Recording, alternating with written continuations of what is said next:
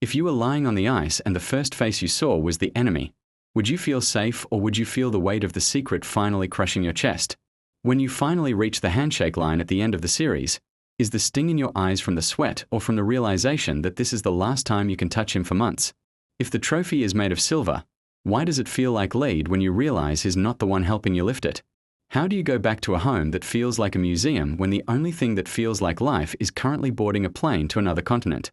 If you were the hero of a city that demanded you hate the only person who actually understands you, would you start to see the cheering fans as your jailers and the enemy across the ice as your only ally? How does it feel to realize that the most authentic conversations of your life are happening in the back of cabs and through encrypted messages while you spend your days giving scripted lies to the press?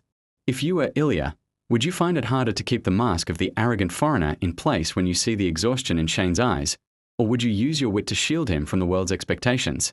Do you believe that a relationship can survive when it is built on the ruins of your own public reputation? Or is the fear of being caught the only thing that keeps the adrenaline high enough to ignore the pain? What is the most terrifying thing about the realization that you no longer care about the scoring title as much as you care about the sound of his voice in a darkroom?